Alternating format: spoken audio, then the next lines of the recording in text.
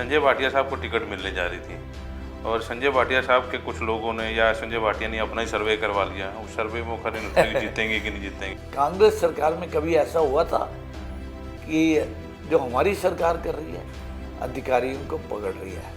आपको लगता है पानीपत में भ्रष्टाचार खत्म हो गया? उनकी छवि अपनी जगह है भैया, बहुत पुराने कार्यकर्ता, हम तो उनसे सीखते हैं।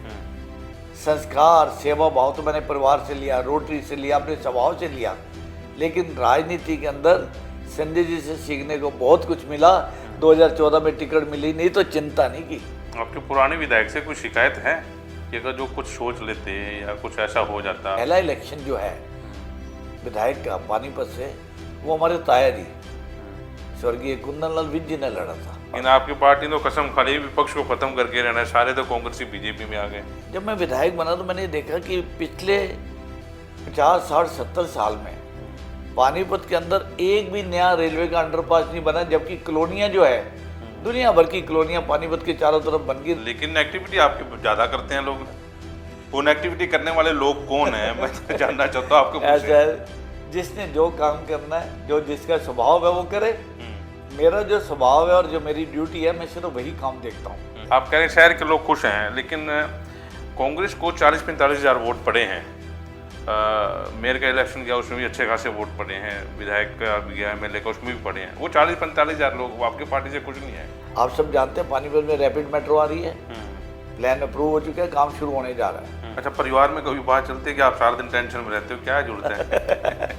टेंशन में नहीं रहता, टेंशन में तो तब रहूँगा जिस दिन काम नहीं करूँगा। कांग्रेस को जितने वोट मिले हैं हमें और भी उत्साहित करता है कि उन 45 हज़ार को भी अपने साथ लेना है। भैया आओ, क्या कमी रहेगी बताओ, क्या कमी रहेगी? टेंशन बढ़ गई आपकी, 45 कैसे गए? टेंशन नहीं है ये। अच्छा, ये जो अतिक्रमण या थड़े तोड़ने वाली जो बात हुई, ये हरियाणा लेवल से बात हुई, सरकार लेवल से बात हुई, क्या डिस्ट्रिक्ट लेवल से ये बातें चली हैं? तो उनको मैंने एक बात कही है, अतिक्रमण हटाना है, लेकिन रेडी वालों की भी तो चिंता करोगे। पूर्व में विधायक रहे आपकी पार्टी के, उन्होंने गलती की दूसरी पार्टी में जाके, यहीं पे रह के कुछ पद मिल सकता था। तो वायदा करता हूँ आपको, जो काम कहा था करके दिखाएंगे। तो जब बात शहर की चलती है तो चुनाव के दौरान आपने एक नारा जो है सुना होगा, और बड़ी बात ये भी होती है कि एक जिद होती है, एक जुनून होता है कि कुछ करना है। और चुनाव के दौरान ये नारा खूब चला कि शहर की जिद, प्रमोद विज साहब हमारे साथ हैं। नमस्कार सर। नमस्कार कुलवंत जी, और आपके माध्यम से आपके वॉइस ऑफ पानीपत के दर्शकों को मेरा नमस्कार। तो प्रमोद विज साहब को आप भली भांति जानते हैं, मेरे ख्याल 35 साल की मेरी भी जर्नलिज्म में इनसे इसलिए प्रभावित हूँ कि काम के बारे में जब जो काम शुरू करते हैं और काम का जो एंड होता है, शुरू से लेकर एंड तक जो है उस काम के पीछे पड़े रहते हैं, जब वो काम जो है खत्म ना हो जाए।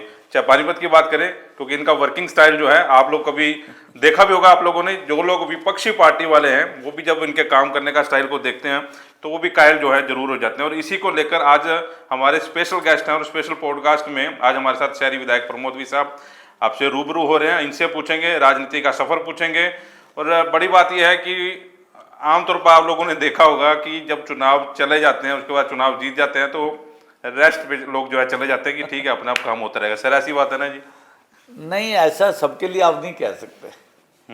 चुनाव जीतने के बाद तो ये जिम्मेवारी और भी बढ़ जाती है कि आपने जो जनता से वायदे किए हैं उसको निभाना पड़ेगा। निभाएंगे नहीं तो आपकी क्रेडिबिलिटी खत्म हो जाएगी। तो मैं तो वही कर रहा हूँ कि जनता ने विश्वास किया, पार्टी ने विश्वास करके टिकट दिया, कार्यकर्ता ने मेहनत करके लोगों को कन्विंस किया कि हमारा कैंडिडेट कैसा है, और लोगों ने इस बात को माना। लोगों ने विश्वास करके इतने बहुमत से, लगभग शायद 36 हज़ार के लगभग वोट से विजय दिलवाई। तो मैं इसके लिए जनता का धन्यवाद करता हूँ। जो मैं काम कर रहा हूँ ये मेरी ड्यूटी है, मुझे दिन रात इस बात की चिंता करनी होगी। लेकिन एक्टिविटी आपकी ज़्यादा करते हैं लोग। उन एक्टिविटी करने वाले लोग कौन है मैं तो जानना चाहता हूँ आपको। ऐसा है, जिसने जो काम करना है, जो जिसका स्वभाव है वो करे। मेरा जो स्वभाव है और जो मेरी ड्यूटी है, मैं सिर्फ वही काम देखता हूँ।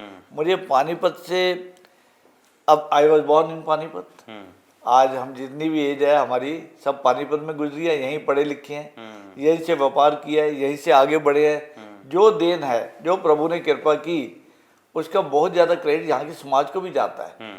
कोई भी आदमी कोई भी तरक्की तब तक नहीं कर सकता जब तक वो समाज में एक अपनी छवि के साथ, अपनी मेहनत के साथ लोगों के हित में ना चले, तो पानीपत की जनता ने विज परिवार पे बहुत विश्वास किया। पानीपत ने, जहाँ तक मुझे याद है, 1962 से लेके 1987 तक पूजनीय पिताजी स्वर्गीय फतेह चंद जी विज को पानीपत की बागडोर दी। वो समय ऐसा था जब जनसंघ, उसके बाद जनता पार्टी, फिर 1980 में भारतीय जनता पार्टी से पिताजी जीतते रहे, एक निष्ठावान कार्यकर्ता की तरह, और पानीपत की जनता ने प्यार दिया। और उसके बाद कुलवंत जी, आपको तो मालूम है, मुझे भी पानीपत की जनता ने 2 बार मौका दिया है, तो मैं अपना धर्म निभा रहा हूँ।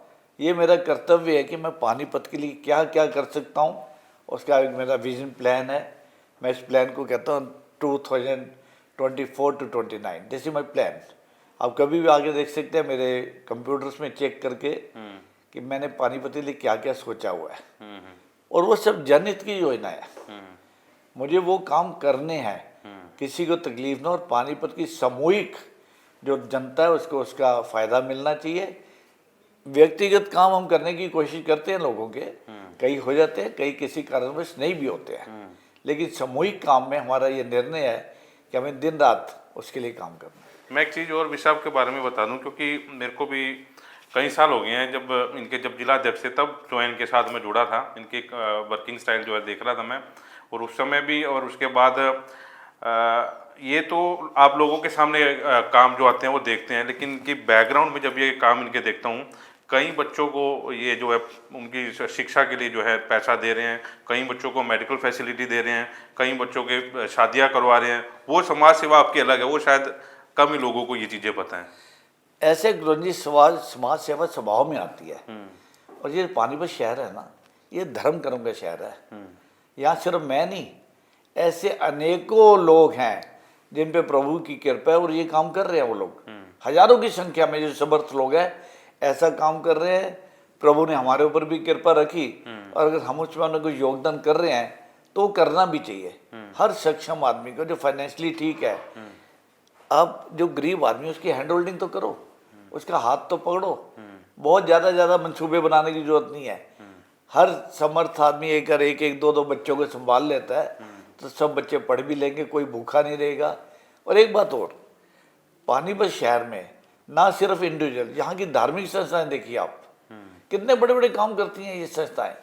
कोविड काल में अगर आपको याद हो, कोविड काल के अंदर हजारों लोगों को खाना पर डे बना के खिलाया संस्थाओं ने, धार्मिक संस्थाओं ने, सामाजिक संस्थाओं ने।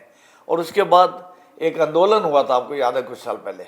उसमें कई बच्चे, आपको याद है, ट्रैफिक में फंस जाते थे, टोल पे लंबी लाइनें लगी कई किलोमीटर की। तो हमारे यहाँ के समाज ने उन लोगों को संभाला। सर्दियों के दिन थे, मुझे आज भी नहीं भूलता। और हमारे जितनी भी संस्थाएं थी, चाहे मंदिर, गुरुद्वारे, सब ने उन बच्चों को संभाला, उनको दूध दिया। मुझे आज भी याद है, बाबा जोत सचार जी का जो गुरुद्वारा है, उस रात को वहाँ पे हमें एकदम से व्यवस्था करनी पड़ी। गुरुद्वारे के सभी मैनेजिंग कमेटी ने और बाकी लोगों ने भी, सभी ने हजारों बच्चों को वहाँ संभाला। लोगों को, बच्चों को दूध देना है, खाना देना है, बिस्तरे देने हैं। ये है पानीपत का समाज जो लोगों की चिंता करता है। और अगर मैं भी थोड़ी सी चिंता कर रहा हूँ तो ये स्वाभाविक है, और विधायक होने के नाते तो चिंता मुझे करनी भी चाहिए जितना मेरा समर्थ। मैं देख रहा था कोरोना के दौरान एज ए विधायक तो आप बाहर निकले नहीं, एज ए प्रमोद भी जो शहर के जो है नागरिकों के बाहर निकले, और जिस हिसाब से आपने शहर को संभाला, ये वाकई मतलब काबिल तारीफ। लोगों ने साथ भी दिया। मेरे एक साथी है रोटरी में, जितेंद्र ढींगड़ा जी, उन्होंने सैकड़ों टन मुझे चावल प्रोवाइड किया। मैं उनका धन्यवाद करता हूँ कि इतना बड़ा सहयोग रोटरी के माध्यम से जितेंद्र ढींगड़ा जी ने मुझे दिया। पानीपत की जनता ने भी बहुत सहयोग किया। हमारे यहाँ GRM एक कंपनी है राइस की, एक्सपोर्टर है बहुत बड़े, लाला हुक्मचंद जी गर्ग, हमारे बहुत मित्र हैं बचपन से ही। तो उन्होंने इतना बड़ा सहयोग दिया, आप सोच नहीं सकते। उन्होंने दरवाजे खोल दिए ग्राम के कि आपको जो बांटना है बांटिए यहाँ से। और पानीपत की संस्थाओं ने, सभी ने एक से एक बढ़ के काम किया, और ये हमें उत्साहित करता है और भी कि हम समाज सेवा बढ़ के करें। अच्छा, मैं राजनीति की शुरुआत से आता हूँ। जब चुनाव आपने लड़ा, चुनाव लड़ने के दौरान ये शहर ऐसा उलझा हुआ शहर था, लोग शहर छोड़ के जा रहे थे, यार इसी शहर में रहना नहीं है, शहर काम तो करेंगे लेकिन शहर के बाहर रहेंगे। उस दौरान शहर में आपको क्या लगा कि सबसे पहले क्या दिक्कत है, अगर मैं विधायक बन जाऊंगा आपको टिकट मिल गई और अच्छी बात है कि आप चुनाव जीते, बढ़िया मार्जिन से जीते। आपके दिमाग में क्या था सबसे पहले? मैंने इस समस्या को जो है उसके बाद क्या क्या समस्या आप सबके सामने जो फेस आती रही? देखिए, यहाँ सबसे बड़ी एक समस्या तो ये थी कि बहुत पुराना शहर है, और अगर हम देखें तो जो किला है वहाँ से ढलान शुरू होती है जो जीटी रोड तक आती है। ट्रैफिक की समस्या एक है, ड्रेनेज सिस्टम की समस्या बहुत बड़ी है, और जो सेक्टर भी नए बने आज से 30-40 साल पहले, उनमें जो सीवर सिस्टम डाले गए वो उस समय के हिसाब से तो ठीक थे, पर जैसे जैसे पॉपुलेशन बढ़ती गई वो सिस्टम फेल होते जा रहे हैं। तो सबसे पहले ट्रैफिक की व्यवस्था ठीक करने के लिए जब मैं विधायक बना तो मैंने देखा कि पिछले 50, 60, 70 साल में पानीपत के अंदर एक भी नया रेलवे का अंडरपास नहीं बना, जबकि कॉलोनियाँ जो है दुनिया भर की कॉलोनियाँ पानीपत के चारों तरफ बन गई, रेलवे लाइन के क्रॉस भी बन गई, लेकिन उनके आने जाने का साधन क्या है? असंध रोड, लाल बत्ती, कोई साधन ही नहीं आने का। तो आपको तो जानकारी है कि हमने 5 अंडरपास निर्माणाधीन है इस टाइम, एक चालू हो चुका है, बाकी 4 भी बहुत जल्दी शुरू कर दिए जाएंगे। उसके अलावा मुझे लगा कि 2 रेलवे ओवरब्रिज बहुत इंपॉर्टेंट है।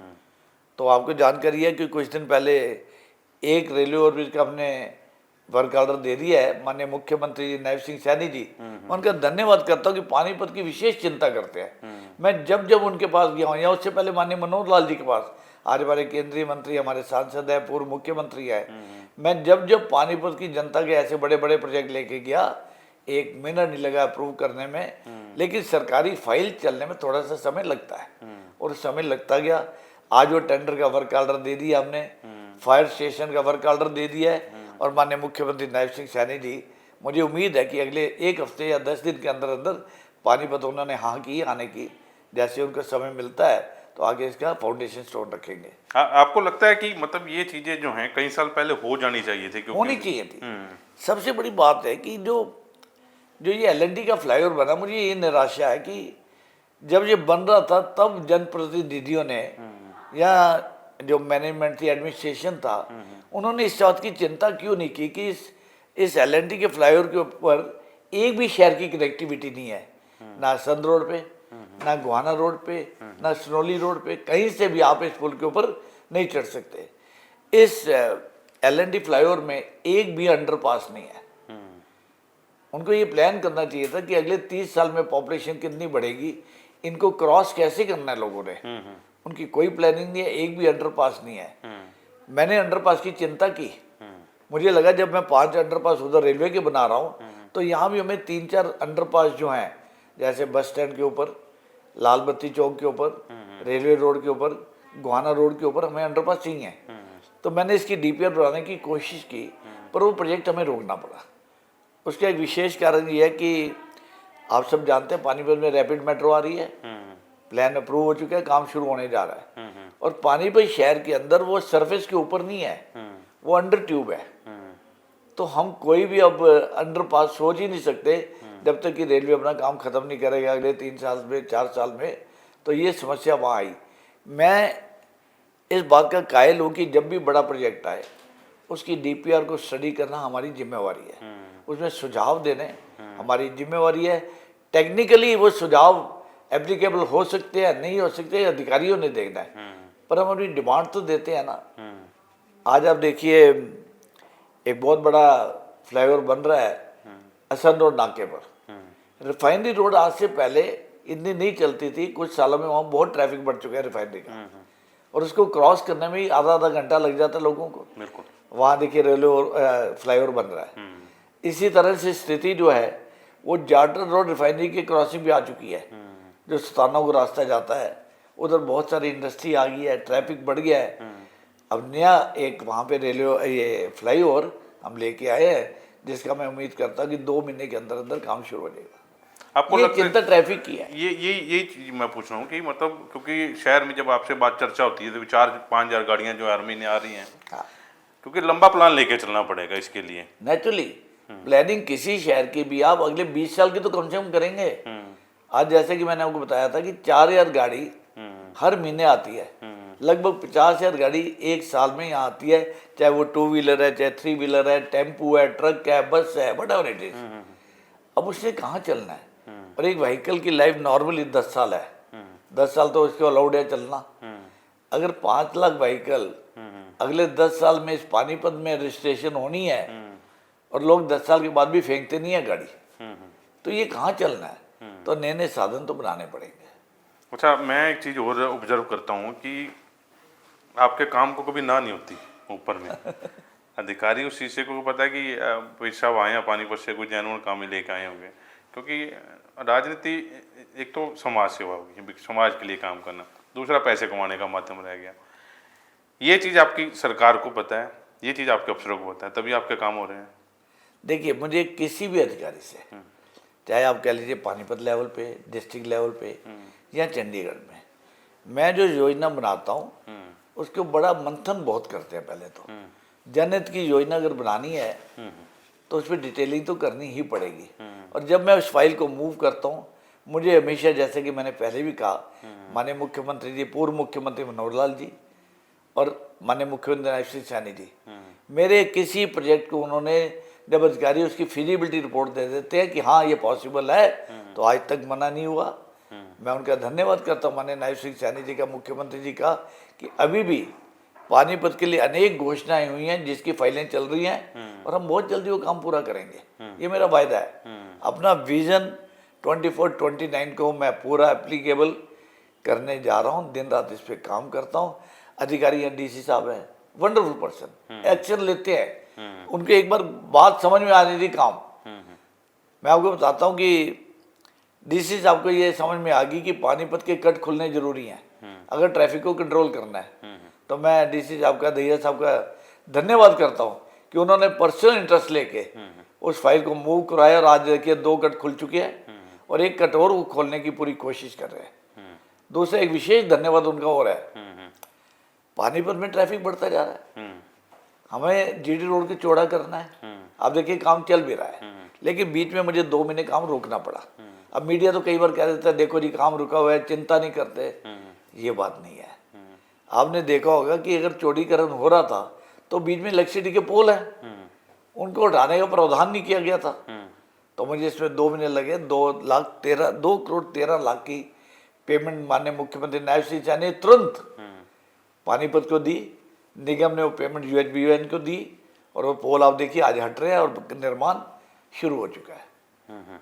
लेकिन एक बात हो रहा है, अभी ये निर्माण जो है, जब आप दिल्ली की तरफ जाते हैं तो मलिक पेट्रोल पंप तक है। मेरी चिंता ये है कि उसके बाद क्या है, क्योंकि आज ट्रैफिक का जो बॉटल नेक है वो अनाज मंडी का जो अंडरकट है वो है। तो हमें ये जो चौड़ीकरण है इसको LNT फ्लाईओवर की जहाँ तक लिमिट है दिल्ली की तरफ वहाँ तक लेके जाना है। तो इसकी मैंने DPR बनने दी हुई है, उसको स्टडी कर रहे हैं और मैं उम्मीद करता हूँ कि 3 से 4 महीने में उस प्रोजेक्ट की भी अप्रूवल आ जाएगी। आपके पुराने विधायक से कोई शिकायत है कि अगर जो कुछ सोच लेते या कुछ ऐसा हो जाता? नहीं, ऐसा कोई शिकायत नहीं है। उन्होंने, रोहिता जी ने यथाशक्ति जो उस टाइम रिसोर्सेज थे, पीछे पुराने और विधायक जो लगातार रहे हैं, नहीं, देखिए उस टाइम इस शहर की इतनी नीड नहीं थी। आज से 15-20 साल पहले इस शहर की नीड जो बढ़ी है, जो पॉपुलेशन बहुत बढ़ी है। बलबीर पाल शाह जी है, हमारे सीनियर हैं, कांग्रेस के बहुत बड़े नेता हैं, लेकिन उन्होंने भी अपना काम किया, ये बात नहीं है, अब ये नहीं कह सकते। लेकिन शहर को जो पॉपुलेशन इंक्रीज हो रही है, वो अधिकारियों ने विजन उनको रखा ही नहीं कि आज से 15 साल बाद, 20 साल बाद इस शहर की पॉपुलेशन, जो इंडस्ट्री इतनी बढ़ रही है, पॉपुलेशन बढ़ रही है, इसकी चिंता ना अधिकारियों ने की, ना जनप्रतिनिधि ने की। उसका रिजल्ट ये है कि आज पानीपत में थोड़ा सा ये क्योस है। क्योंकि ये जो शहर के बीचों बीच फ्लाईओवर निकल रहा है, अगर उस दौरान चिंता हो जाती है, शहर की चिंता जो आप आज कर रहे हैं, भी कट खोलने हैं, ये करना है, वो करना है, तो उस टाइम इसकी तो जरूरत ही नहीं पड़ती अगर उसी समय बन जाती है। निश्चित तौर पे मैं तो कह रहा हूँ उस टाइम के अधिकारियों की भी ये गलती है कि टेक्निकली ये जिम्मेवारी अधिकारियों की है, टेक्नीशियन जो उनके पास है, टेक्निकल टीम है उनके पास, कि जनप्रतिनिधि को पूरा एक विजन तो दें कि क्या बनाने जा रहे हैं, क्यों बनाने जा रहे हैं, इसमें बेटर क्या हो सकता है। वहाँ उस टाइम के अधिकारियों ने इस बात की चिंता नहीं की। ये बात है। अच्छा, परिवार में कभी बात चलती है कि आप सारा दिन टेंशन में रहते हो, क्या जरूरत है? टेंशन में नहीं रहता। टेंशन में तो तब रहूँगा जिस दिन काम नहीं करूँगा। काम करना कोई टेंशन होती नहीं है। क्यों? काम करने के बाद जब अकम्प्लिश हो रहा होता है वो एक नशा है। आप अपने काम को, आपने कोई काम शुरू किया, आप इतना बड़ा ये सेटअप चला रहे हैं भाई साहब पानीपत का, कहाँ से आप शुरू हुए थे, आज कहाँ आप पहुँच गए हैं? पूरे हरियाणा में क्या, मुझे तो लगता है पूरे हिंदुस्तान में आपका नाम है।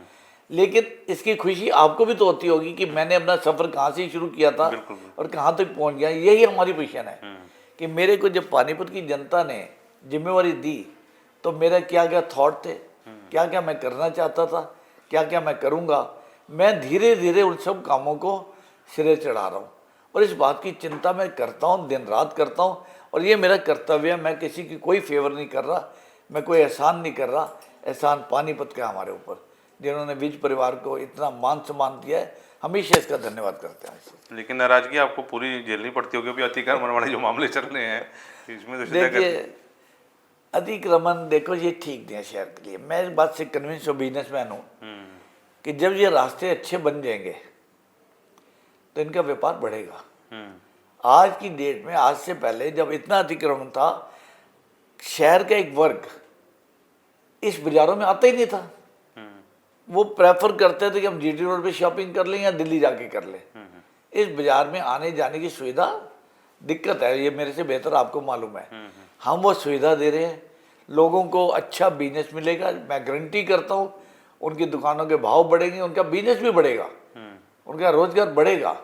और जहाँ तक समस्या है उसको पूरी हल करने की कोशिश कर रहे हैं विदाउट बीइंग बाइस।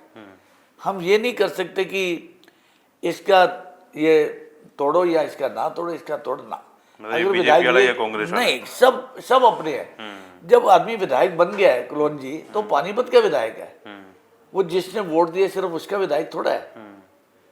आप मुझे जब कहते हैं कि पानीपत के विधायक, तो इससे स्पष्ट हो जाता है कि ये सारी जनता वोटों की राजनीति जीतने के बाद नहीं करेंगे, जातीय समीकरण की बातें नहीं करेंगे।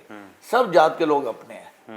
किसी ने वोट दिया है, किसी ने नहीं दिया, इसका मेरे लिए कोई मायने नहीं है। मेरे को सबका काम करना है, सामूहिक काम पहले करना है, इंडिविजुअल कोशिश करनी है। अच्छा, ये जो अतिक्रमण या थड़े तोड़ने वाली जो बात हुई, ये हरियाणा लेवल से बात हुई, सरकार लेवल से बात हुई, क्या डिस्ट्रिक्ट लेवल से ये बातें चली हैं? क्योंकि पूरे हरियाणा में चल रहा है। मुझे लगता है कि सभी जगह पे ये प्रॉब्लम आ चुकी है।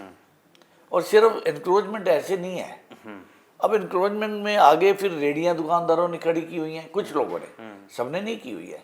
अच्छा, उसके आगे मोटरसाइकिल आगे खड़े होते हैं, कुछ कस्टमर के खड़े हो जाते हैं, कुछ जो उस दुकान में काम करते हैं उनके खड़े हो जाते हैं। फिर रिक्शाएं अंदर में है, ई रिक्शा अंदर में है। तो ये चलने का रास्ता रह ही नहीं गया, इसको सुधारना पड़ेगा। रेडियाँ हटाई जा रही है, लेकिन मैंने कमिश्नर साहब से और कोमल बिटिया से, हमारी मेयर है, इतने बहुमत से जनता ने उनको जिताया है, कल्पना भी नहीं की थी। 1.25 लाख वोट से जनता ने कोमल बिटिया को जिताया है और बहुत दिन रात काम कर रही है। मेरे से भी राय करती है, महिपाल जी से भी राय करती है। और हम निश्चित तौर पे शहर को सुधारने के लिए, तो उनको मैंने एक बात कही है, अतिक्रमण हटाना है, लेकिन रेडी वालों की भी तो चिंता करोगे।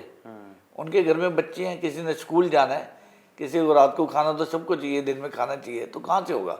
अगर हम सब रेडी वालों को हटाते जाएंगे तो उन परिवारों का क्या होगा? तो मैंने उनसे आग्रह किया, कमिश्नर साहब से, आज मैं मिल भी रहा हूँ दोपहर बाद, कि आप पहले जो अपने रेडी मार्केट्स का प्लान बनाया था, पहले उसको तेजी से इम्प्लीमेंट करिए। हजारों रेडी वालों को स्थान दीजिए, शहर में आपका ये प्रभाव भी होगा। हमने उनकी भी चिंता की है। और जब रेडी वाले में रेडी मार्केट में चले जाएंगे तो निश्चित तौर पे बाजारों में अतिक्रमण कम हो जाएगा। आपके जो बाबूजी फतेह चंद बीज साहब थे, तब तो आपको राजनीति की समझ थी कि राजनीति कुछ ऐसा, आपको इस चीज़ की थी नॉलेज? नहीं, मैंने बचपन से राजनीतिक परिवार था। आपको जानकारी देता हूँ कि जब हम लोग पार्टीशन के बाद पानीपत में आए, तो आई वॉज बॉर्न इन 1955।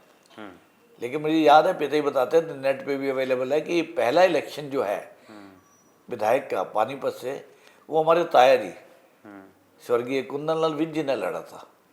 तो राजनीतिक परिवार तो अब यही कहिए कि पिताजी ने, मुझे बताया जाता है, और रघुवीर सैनी जी हमारे बहुत सीनियर राजनीतिक प्रचारक भी रहे हैं, बहुत बड़े हमारे हैं, बुजुर्ग हैं। मुझे वो बताते हैं कि पिताजी ने 1940 में पार्टीशन से पहले आकर उधर से नागपुर में जाके तृतीय वर्ष किया था। अकल्पनीय है ये बात। और पिताजी ने पहला चुनाव जो लड़ा 1962 में लड़ा था। तो राजनीति तो हमारे परिवार में है। और पिताजी का जो अच्छी तरह इलेक्शन मुझे याद है वो 1977 का बहुत अच्छी तरह याद है। आई वॉज 22 ईयर ओल्ड और उस समय जो मैं संभाल सकता था मैंने संभाला। राजनीति में बहुत सक्रिय उस टाइम नहीं थे हम लोग, मैं नहीं था, लेकिन पिताजी के साथ सीखने को बहुत कुछ मिला। उनकी ईमानदारी, लोगों में उनका मिलना जुलना। हमारे माता जी वो बहुत पॉपुलर थे शहर में। क्यों? पिताजी के एब्सेंस में, पिता अगर चंडीगढ़ गए हुए हैं 2 दिन के लिए, तब कारें तो होती नहीं थे, बस में ही जाते थे। आज भी लोग कई याद करते हैं कि मैं रवि साहब के साथ वो एक साथ में अटेंडेंट फ्री होता था। आज भी लोग मुझे बात सुनाते हैं कि अभी मल्ले में जाऊँ कहीं कि मैं आपके पिताजी के साथ जाता था, चंडीगढ़ लेके जाते थे मुझे। माता जी हमारे सबको अटेंड करते थे घर पे, कोई भी आ जाए पिताजी के अवसर में। हमने ये संस्कार उन्हीं से सीखे, ये परिवार के संस्कार है। और फिर मैंने बहुत ज़्यादा रोटरी में काम किया। रोटरी एक ऐसी ऑर्गेनाइजेशन है जो सेवा भाव सिखाती है। आज पानीपत में शायद 10 रोटरी क्लब है और हर क्लब अच्छा काम, समाज सेवा का काम करते हैं। एक स्वभाव में बन जाती है बात। पारिवारिक संस्कार, फिर आपके कार्य क्षेत्र में जिन लोगों से आप जुड़ते हो, जिन संस्थाओं से जुड़ते हो, उनसे सीखने को मिलता है। ये सब करते करते मैं जब यहाँ पहुँचा और विधायक बना तो वही स्वभाव मेरा आगे चल रहा है। और मैं चाहता हूँ कि अंतिम क्षण तक मैं पानीपत की चिंता करूँ और जो मेरे से हो पाए वो करूँ। लेकिन फिर इतना फासला राजनीति में कैसा आ गया? बाबूजी तो छोड़ गए थे राजनीति, आप उसकी इतने सालों बाद आ गए। हाँ, पिताजी ने राजनीति जो है 1987 तक वो विधायक रहे और मैं अपने कार्य क्षेत्र कह लीजिए अपनी कंपनी में काम कर रहा था। और आपको तो पता ही है कि आप तो सब जानते हैं कि भारतीय जनता पार्टी में परिवारवाद नहीं है। अगर परिवारवाद होता तो शायद हम तो 82 में, जब मैं 27 ईयर का था, पूरा एक्टिव हो जाता। मेरे बड़े भाई स्वर्गीय देवेंद्र नाथ जी बीच, वो तो मेरे से भी 16 साल बड़े थे, वो राजनीति में कब के आ सकते थे। लेकिन परिवारवाद की पार्टी नहीं है। पार्टी ने जिनको मौका दिया हमने उनका बस्ता उठाया, दिन रात उनके काम किया। जितना हारना एक राजनीति में चलता है। लेकिन मुझे याद है कि मैं हमारी बहुत बड़ी नेता है स्वर्गीय सुषमा स्वराज जी, मैं उनके बहुत, मेरा क्लोज था मैं उनके। क्योंकि 1977 के इलेक्शन में जब जनता पार्टी बनी, ताज आया, तो सुषमा जी घर पे छोटा सा घर था हमारे पास, कोई होटल पानीपत में था नहीं।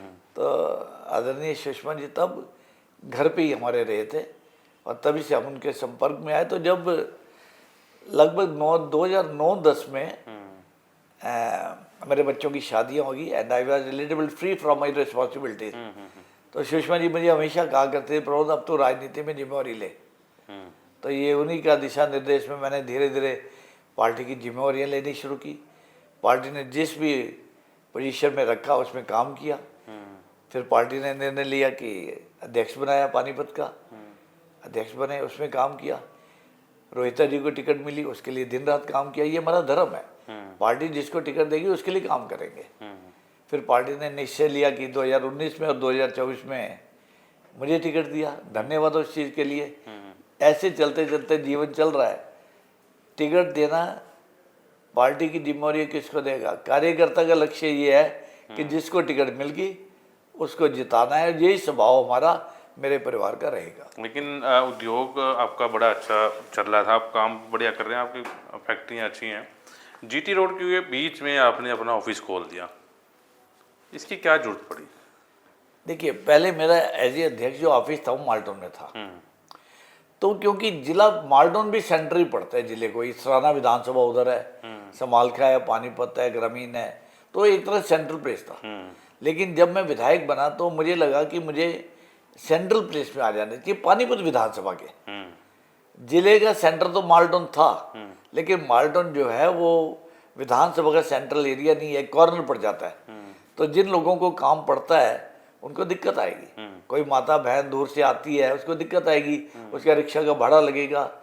तो इस सुविधा को देखते हुए उन लोगों की मैंने जीटी रोड पे, अपनी पहले से जगह है हमारे पास है ये, तो वहाँ पे अपना ऑफिस बनाया ताकि लोगों को पूरी विधानसभा को आने जाने में सुविधा हो।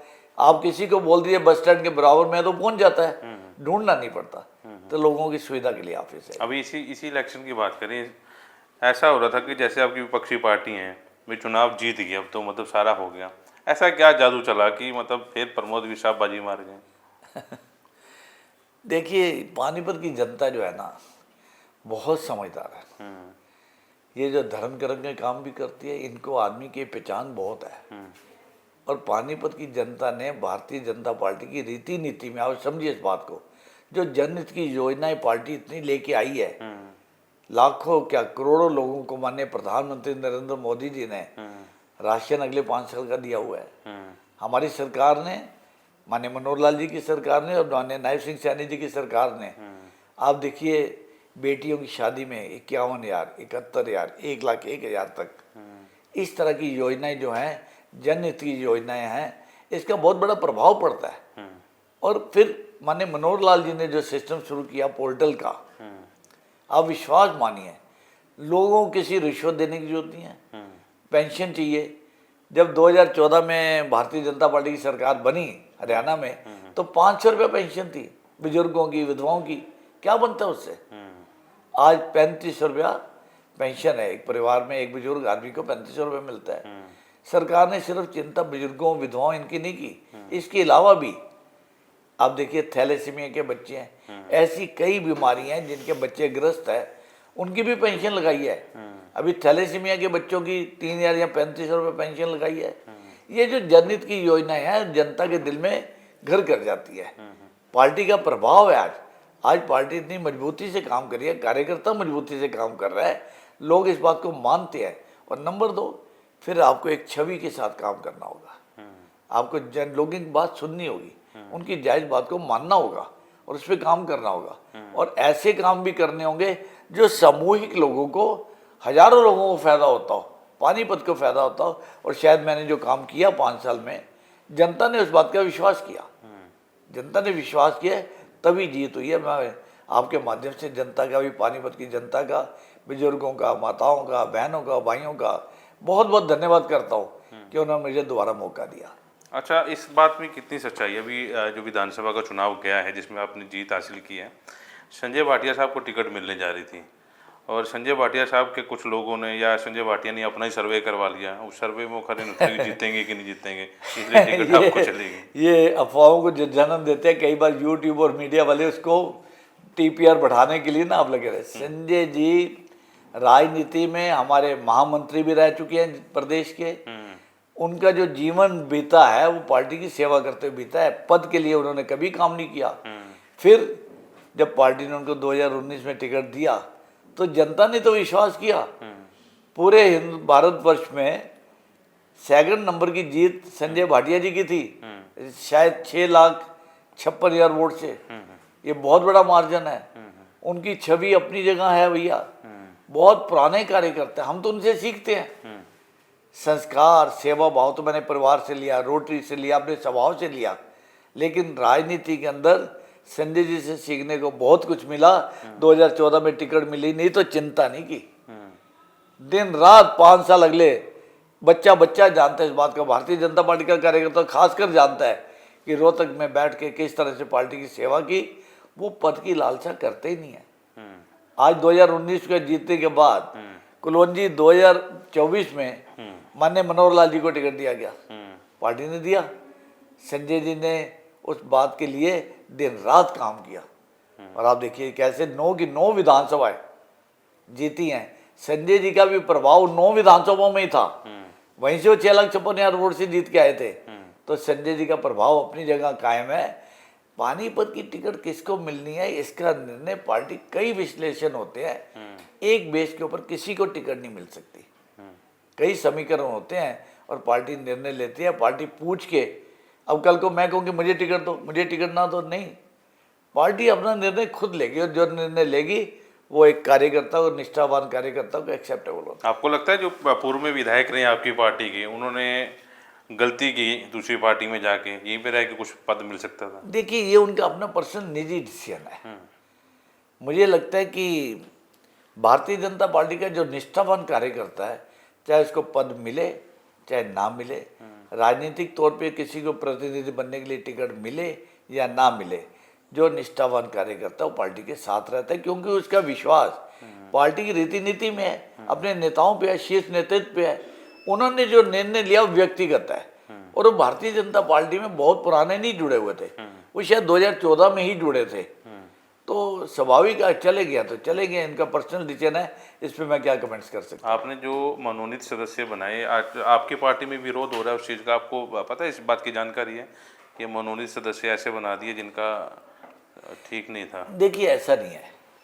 पार्टी जब मनोनीत करती है तो उसको भी कई बिंदुओं से देखती है।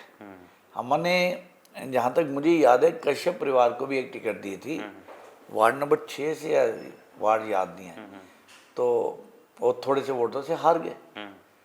तो हमने सब परिवारों को मौका देना है, चाहे किसी वर्ग के हों, किसी भी जात के हों। तो अगर कश्यप परिवार को एक मौका दिया गया तो मेरा ख्याल बहुत उचित निर्णय है। जो बाकी 2 निर्णय भी आए हैं, पार्टी ने सोच समझ के निर्णय लिया होगा, उस पर कार्यकर्ता कभी उंगल नहीं उठाता है। ये सामूहिक निर्णय होता है पार्टी का शीर्ष नेतृत्व में भी। लेकिन अब मीडिया के हाथ में एक बात आ जाए, कोई फोटो आ जाए छोटी सी, तो उस बात को बढ़ावा दे दें, ऐसा नहीं होना चाहिए। पार्टी ने जो निर्णय लिया उसको एक्सेप्ट करना चाहिए। आपको लगता है कि पानीपत जिले में विपक्ष अपनी भूमिका जो अच्छे से निभा रहा है? देखिए, विपक्ष के पास कुछ है नहीं करने को, उनके पास मैं फिर कहूँगा, अगर विधानसभा में अभी तक लीडर नहीं घोषित कर पाए, आज 8 महीने हो गए या ज़्यादा हो गया, एक बड़ा फेलियर है, मानते हैं आप? जब उनके विधानसभा का लीडर डिसीजन नहीं ले पा रहे हैं, उनका कोई संगठन गठित नहीं है। आज भी हरियाणा में इलेक्शन हारने के बावजूद भी वो अपना संगठन गठित नहीं कर पाए।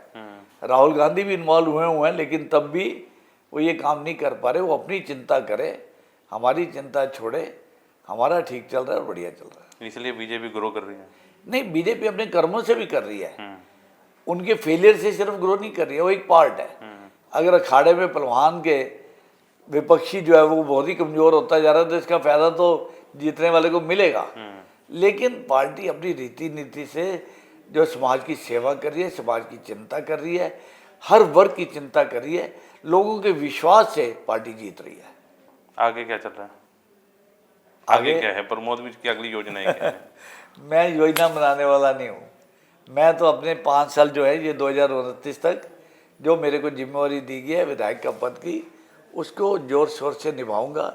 मैंने जो योजना क्या बनानी है, पार्टी बनाएगी योजना, और जो पार्टी योजना बनाएगी वो उत्तम योजना होगी, विश्वास करिए। लेकिन आपकी पार्टी ने कसम खा ली विपक्ष को खत्म करके रहना है, सारे तो कांग्रेसी बीजेपी में आ गए। कोई बात नहीं, पार्टी का उत्तम निर्णय जो होते हैं ना जी, उस पर हमें मंथन नहीं करना है। वो मंथन करना हमारे शीर्ष नेतृत्व का है। जो वो निर्णय लेते हैं हम एक्सेप्ट कर रहे हैं, और ये स्थान अगर सबको मिल रहा है, पार्टी दिन ब दिन बढ़ रही है, मेंबरशिप बढ़ रही है, हमारे हाथ बढ़ रहे हैं, काम करने वाले हाथ बढ़ रहे हैं, nothing wrong in that. Party जो निर्णय लेती है हम उसको स्वाभाविक तौर पे एक्सेप्ट करते हैं। आप कह रहे हैं शहर के लोग खुश हैं, लेकिन कांग्रेस को 40-45 हज़ार वोट पड़े हैं।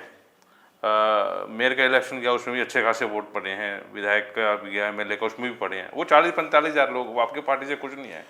नहीं, ऐसा नहीं है। स्वाभाविक तौर पे लोगों की निष्ठा हर पार्टी के प्रति कोई ना कोई होती है। कार्यकर्ता का अपना एक मनोबल होता है, कार्यकर्ता अपने वार्ड में कुछ ना कुछ स्वाभाविक तौर पे उसके भी असर होता है वोटों के ऊपर, ये बात नहीं है।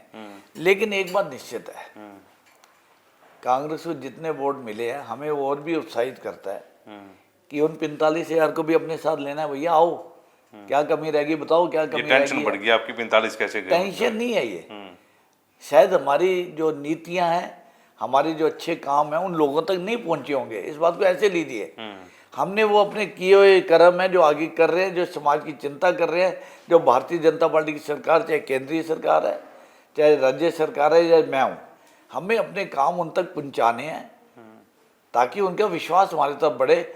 यही काम हम कर रहे हैं कि हम घर घर, हमारा पन्ना प्रमुख, बूथ प्रमुख, शक्ति केंद्र प्रमुख, हमारे मंडल के अध्यक्ष सब दिन रात काम करते हैं, लोगों के संपर्क में रहते हैं। जब तक लोगों को आप जानकारी नहीं दोगे कि पार्टी किस तरफ जा रही है, तो ये हमारा धर्म है उनको कांटेक्ट करना। जो आए उसका स्वागत है। आपको लगता है पानीपत में भ्रष्टाचार खत्म हो गया?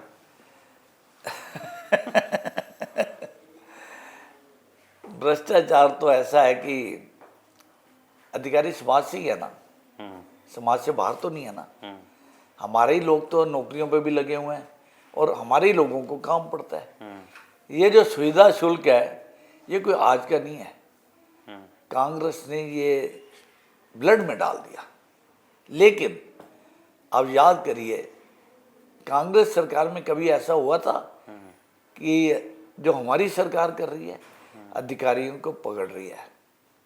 अब विपक्ष इस बात पे विधानसभा में ये कहते हैं, अरे देखो करप्शन है, पकड़ रहे हो, है ना करप्शन। अरे भैया करप्शन देन तुम्हारी थी, हम पकड़ तो रहे हैं। भारतीय जनता पार्टी में मुख्यमंत्री जी चाहे मनोहर लाल जी थे और चाहे नायब सिंह सैनी जी, किसी भी करप्शन वाले आदमी को विजिलेंस की जांचें चल रही है, कई चल रही है, कई सस्पेंड हो रहे हैं, कई टर्मिनेट हो रहे हैं, किसी को छोड़ेंगे नहीं, जीरो टॉलरेंस है, इसको करके दिखाएंगे। कल पूर्व मुख्यमंत्री साहब प्रेस कॉन्फ्रेंस कर रहे थे, कहते हरियाणा में क्राइम का रेट ग्राफ जो है लगातार बढ़ रहा है, और वो तो विद प्रूफ जो है लोगों को दिखा रहे हैं कि देखो जी क्राइम कितना बढ़ा है, आप लोगों ने इस सरकार पर भरोसा जताया था। देखिए, कभी ना कभी स्थिति जो होती है ऐसी आती है कि एक पर्टिकुलर इलाके में सरकार उसका इमीडिएट एक्शन लेती है। कुछ समय पहले एक दो और जगह पे भी ऐसी वारदात हुई, लेकिन सरकार ने चिंता करके बड़ी सख्ती से, माननीय नायब सिंह सैनी ने कहा भी है, माननीय मुख्यमंत्री, छोड़ेंगे नहीं किसी को। लोगों की सुरक्षा पहला उद्देश्य है, डेवलपमेंट लोग फिर सेकेंडरी लेंगे, सुरक्षा सबसे जरूरी है। सरकार उस पर काम कर रही है, अधिकारी उस पर काम कर रहे हैं, और यकीन मानिए ये दिन ब दिन हमारा कंट्रोल बढ़ रहा है, सरकार का कंट्रोल बढ़ रहा है, अधिकारी काम कर रहे हैं इस पर, पुलिस अपना काम कर रही है, पूरी कोशिश है कि लोगों की सुरक्षा पूरी तरह से। आप भी क्योंकि नगर निगम की मेयर बन गई, नगर निगम में आप कर रहे हैं, उनसे बातचीत करते हैं, इंटरफेयर करते हैं, अभी ये काम जो है कम हो रहा है, स्पीड से हो रहा है, जल्दी इसको किया जाए? देखिए, इंटरफेरेंस और काम करने में फर्क है। हमारे पार्षद 23 पार्षद जीत के आए, हमारी मेयर बहुत बड़े बहुमत से जीती है, और कोमल जी को तो 5 साल का एक्सपीरियंस भी है। 5 साल वो सदन में रही हैं, बहुत अच्छे तरीके से अपनी बात रखते हैं। हमने कभी सुना उनको जब वो बड़े संयम के साथ अपनी बात को सदन में रखते थे, बड़े मान सम्मान के साथ, और यही उनके काम आ रहा है। हम उनके सहयोगी हैं, मैं और महिपाल जी, मैं उनके बिहाफ पे भी कह सकता हूँ, हम उनके सहयोगी हैं। जो हमारी गाइडलाइन होती है वो हम डिस्कस कर लेते हैं। अगर जनहित में है वो काम होने हैं, क्या काम प्रायोरिटी पे होने हैं, निश्चित तौर पे हम आपस में बात करते हैं। लेकिन इसके कार्य करने का काम पार्षदों का और उनके डेली बेसिस पे हम लोग इंटरफेयर नहीं करेंगे। लेकिन अगर कोमल जी को, मेयर साहिबा को या पार्षदों को कोई दिक्कत आती है तो हमारे दरवाजे खुले होंगे भैया, उनके साथ खड़े होंगे। हमने अपने पार्षदों को मजबूत करना है, हमने अपनी मेयर को मजबूत करना है कि ताकि जनता के वो काम करें। लेकिन इस मेयर की बात आपने की, उसमें एक सवाल ये भी उठ रहा है कि आपकी पार्टी के नेता ने सवाल इस बात के उठाए कि अगर जो मेयर की सीट जो है जनरली करनी थी और उसके बाद टिकट इनको दी गई, उस बात पे भी सवाल उठे, आपकी पार्टी ने उठाए।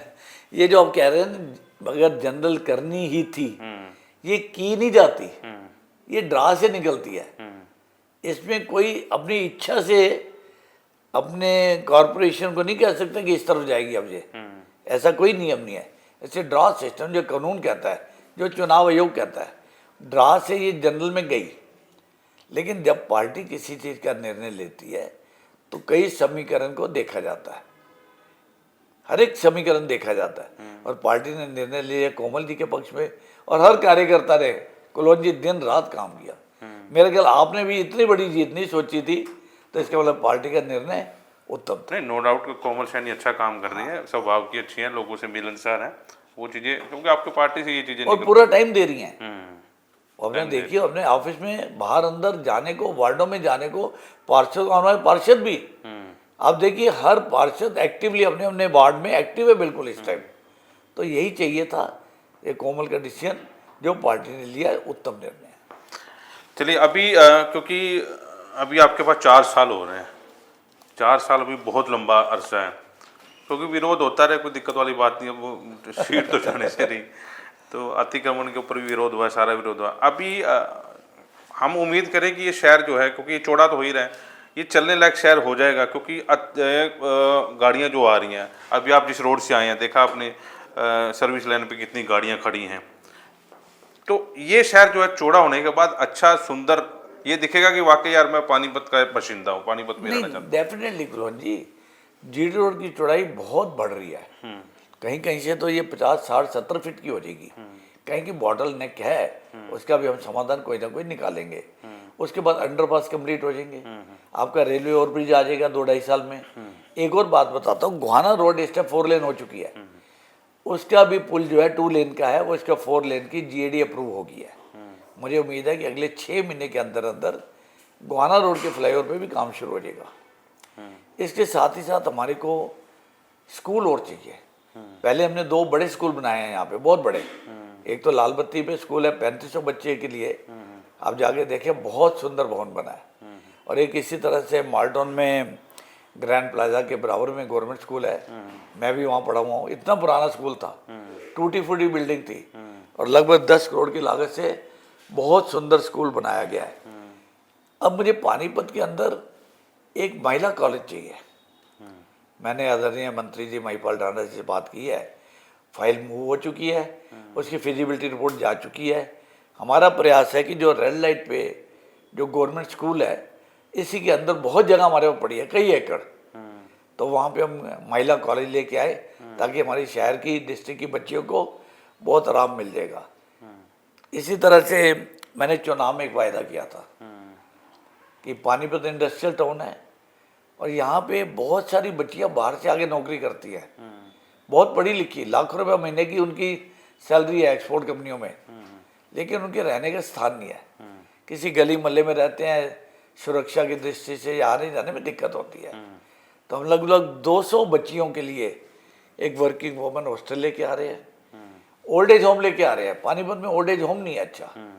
एक हमारे सहयोगी हैं जन सेवा दल वाले, तो वो लोग अच्छा काम कर रहे हैं, उन्होंने एक बनाया हुआ है केंद्र, लेकिन वो उनके रिसोर्सेज कम है। हम एक जो वृद्ध आश्रम लेके आएंगे, उसमें डिस्पेंसरी भी, रिक्रिएशन रूम भी, कॉमन रूम भी, इस तरह डॉक्टर भी होंगे, ऐसा हम लेके आ रहे हैं।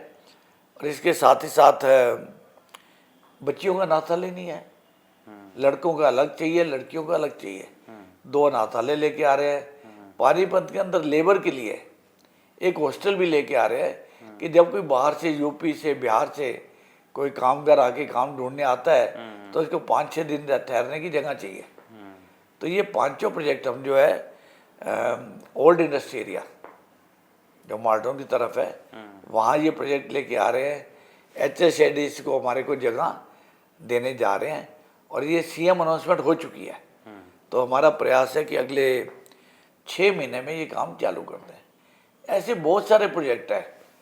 जाटल रोड पे आप देखिए, जो नहर के ऊपर एक, नहर के पैरेलल एक फ्लाईओवर बन रहा है नाके पर, क्योंकि रिफाइनरी रोड का ट्रैफिक बहुत बढ़ चुका है, वो पुल बन जाएगा।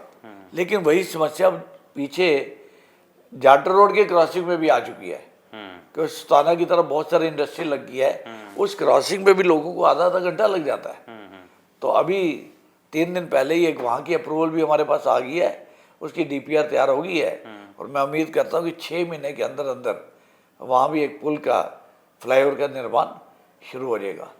इसी तरह से 2 बड़े जो ROB है, 2 बड़े, लगभग 144 करोड़ रुपए की लागत से, जो आपने गोहाना रोड का बिंजोल का क्रॉसिंग है, यहाँ 2 फाटक है, यहाँ पे एक रिफाइनरी रोड पे है, एक और फाटक है जो गोहाना रोड पे है, एक रिफाइनरी रोड पे है। इसके ऊपर भी ROB आ रहा है, माननीय प्रधानमंत्री जी उसकी सैंक्शन कर चुके हैं, उसका काम भी शुरू होने जा रहा है। ये अनेक काम है जो हमें करने हैं। हॉस्पिटल आप देखिए लगभग तैयार है, मदर एंड चाइल्ड हॉस्पिटल, अगर हॉस्पिटल देखें 10 मंजिला एक बिल्डिंग तैयार हो गई है, अगले 3 महीने वो समर्पित हो जाएगी जनता को, लगभग 50-60 करोड़ की लागत से वो बन रहा है। आपको जानकारी देता हूँ कि पानीपत के अंदर जो डिलीवरीज हैं बच्चों की, वो पूरे हरियाणा में सबसे ज़्यादा डिलीवरीज 41 पर डे पानीपत में है। तो उसकी सुविधा के लिए माननीय मुख्यमंत्री नायब सिंह सैनी जी ने, पूर्व मुख्यमंत्री मनोहर लाल जी ने उसकी सैंक्शन दी थी, और वो तैयार होने वाला है। ये बहुत सारे काम हैं, चिंता के साथ करूँगा, वायदा करता हूँ आपको, जो काम कहा था करके दिखाएंगे। चलिए, शुरू हमने यहीं से किया था कि शहर की जिद प्रमोद विजय, और आज इसी के लिए जो मैंने ये पॉडकास्ट स्पेशल आप लोगों के लिए किया है, क्योंकि वो बात जाननी जरूरी है कि काम करने के लिए समय लगता है, लेकिन जब वो काम हो जाता है तो बड़ा अच्छे तरीके से होता है। और जैसे कि अंडरपास आए हमारे शहर में आए और रास्ता जो है चौड़ा हो रहा है और जितने भी कार्य हो रहे हैं, तो इसी विषय पर जो आज स्पेशल गेस्ट हमारे प्रमोद भी साहब थे। और उम्मीद ये भी करते हैं, जैसा कि बता भी रहे हैं, कि अभी इनके पास समय 4 साल है, लेकिन 4 साल में शहर को स्वर्ग बनाने की जो है कोशिश की जाएगी। सर धन्यवाद आपका, आपने अपना कीमती समय दिया। धन्यवाद कुलवंत जी, बहुत बहुत धन्यवाद।